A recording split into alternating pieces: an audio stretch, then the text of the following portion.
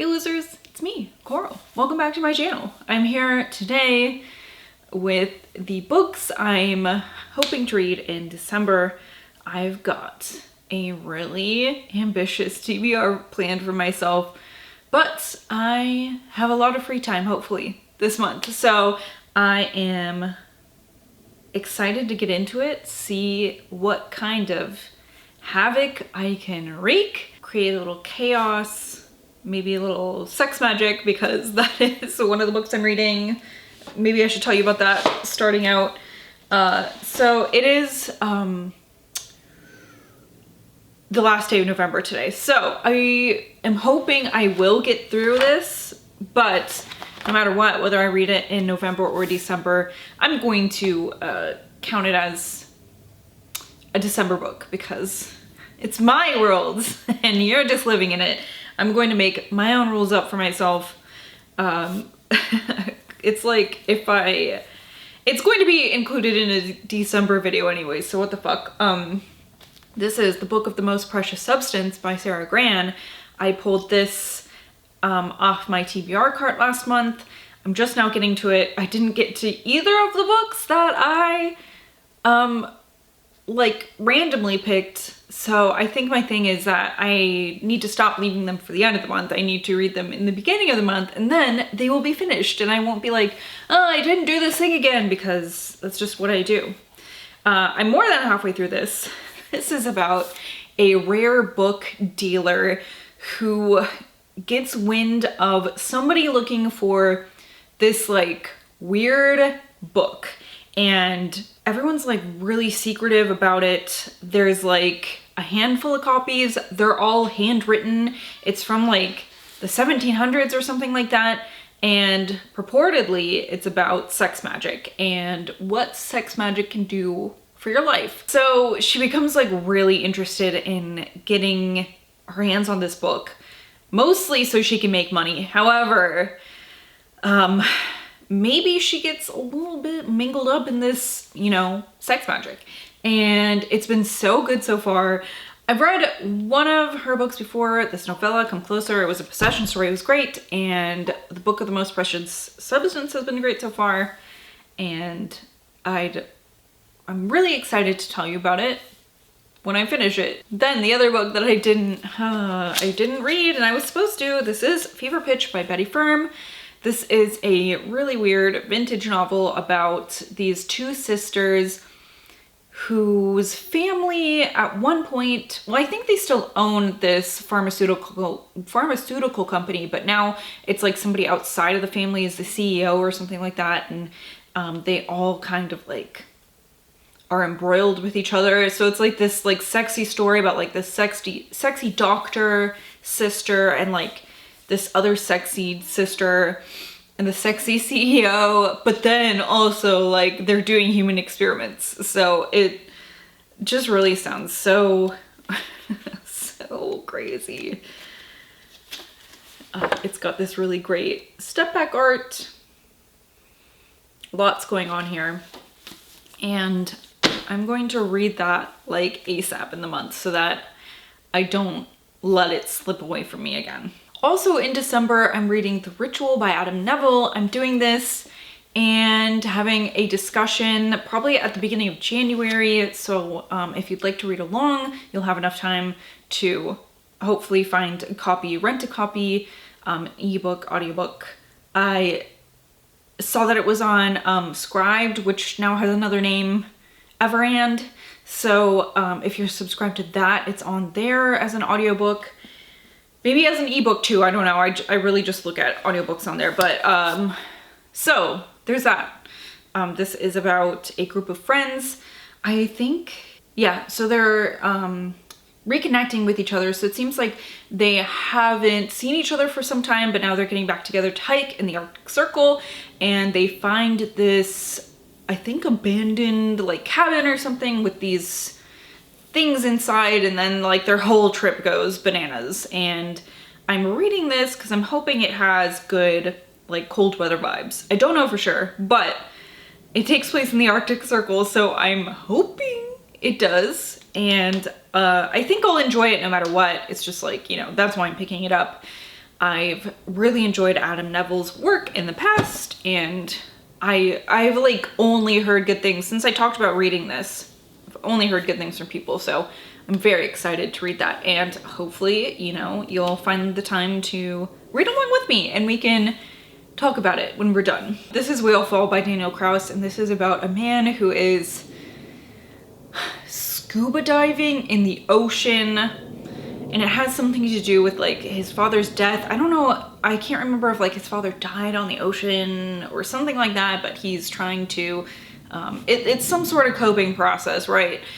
And I think he might get swallowed by a whale, because a whale fall is when, what they call like when a whale is dead at the bottom of the ocean and then like all the ocean life comes and picks at it. So I'm excited. I'm excited about this. I'm really excited about it. I really loved the last book by Daniel Kraus I read, Bent Heavens. That was crazy. So I'm hoping I'll also like this. Next on my list is The Reformatory by Tananarive Due. I just read, she had this short story collection that was released this year as well called The Wishing Pool, and I just finished that like yesterday. I listened to it on audio and it was so good, and it makes me so excited to pick up another one of her books. This will be the third one once I finish it that I read, and I've read The Between Now and The Wishing Pool. And like, listen, I don't really like short story collections that much,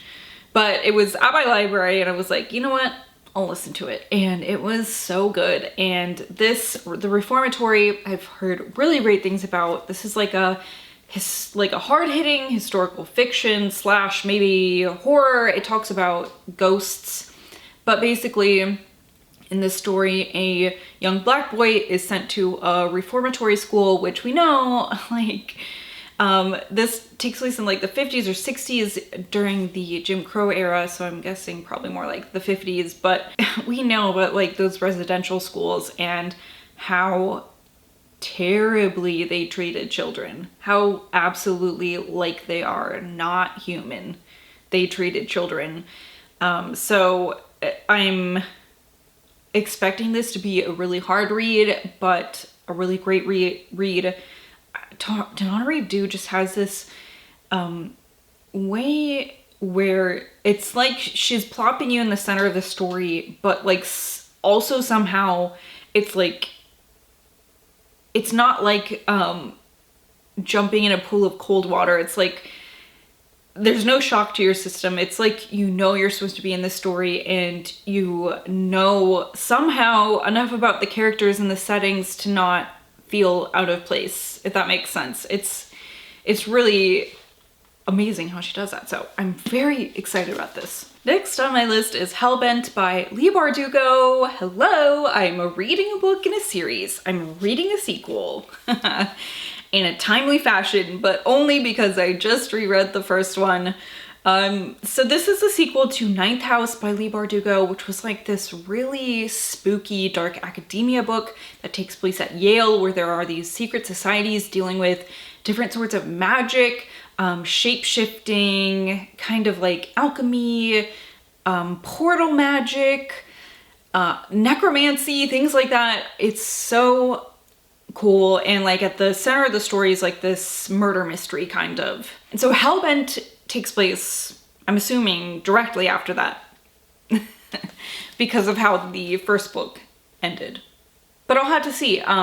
It is just such a really, like, I think, honestly, at least the first book, the setting, it takes place a lot in the winter, so I'm hoping that this will also have those vibes. I'll have to see, but I really love the first one, even upon a reread, so I'm really looking forward to that. It's such a strange world that we're visiting in that story. And then finally, well, not finally, but the books I've picked, not randomly for myself, this is Fourth Wing by Rebecca Yarros. I'm reading this because I have a friend who read it and she's like, you have to read it, you have to read it. And she's been like really patiently waiting for me to read this. She even, like, before a bunch of the reprints happened, you know, because the first edition sold out and then like for months you couldn't find a copy. She even like offered to borrow me hers.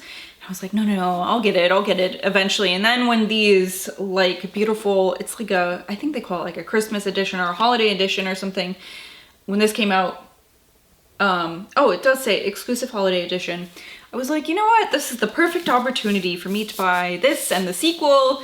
And so I'm going to read it. I honestly, what is this about? Something about dragon colleges or dragon dragon colleges, but I think also there might be, oh yeah, okay, it says a war college for dragon writers. There you go.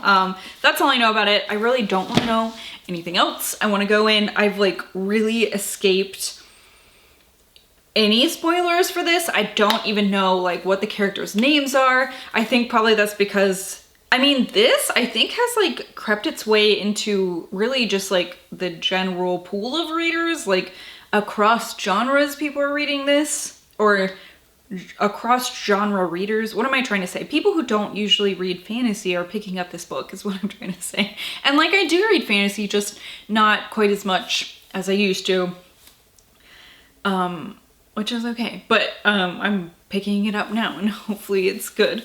And then finally I'm going to pick something out of my TBR jar and then roll the dice to see what I'm getting off my TBR cart this month. Okay, picking a star. It's blue. Blue is usually fantasy. Let's see what it is.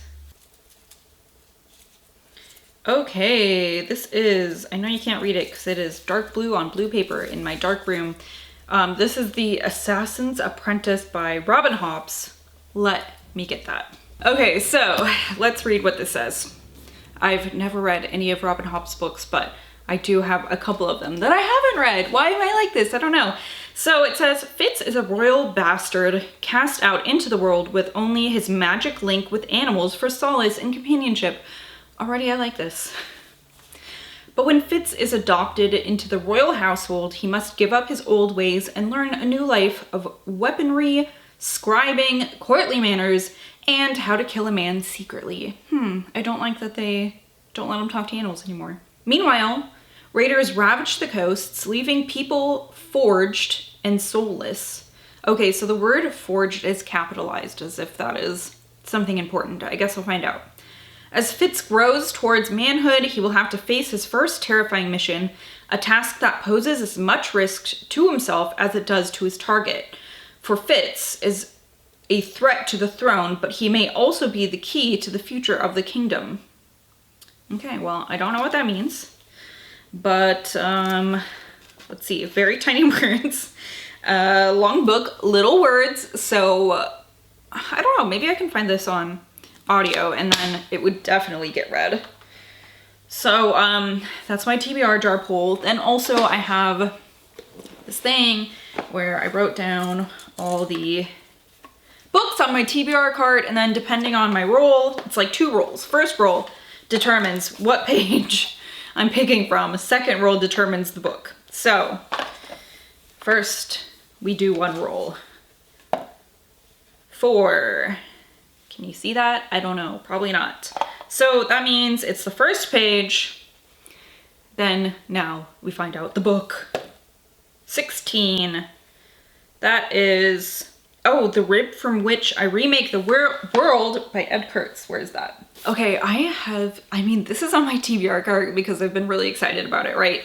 Let me read you the synopsis. It says, in a small I hate this word, rural, a small rural Arkansas town in the midst of World War II, hotel house detective George Jojo Walker warily maintains the status quo in the wake of personal devastation. That status quo is disrupted when a hygiene picture roadshow rolls into town with a controversial program on display and curious motives in mind. What begins with a gruesome and impossible murder soon spirals into hallucinatory waking nightmares for Jojo. Nightmares that converge with his reality and dredge up his painful secret past. Black magic and a terrifying Luciferian carnival boil up to a surreal finale for the town of Litchfield when truth itself unfurls and Jojo Walker is forced to face his own identity in ways he could never have expected.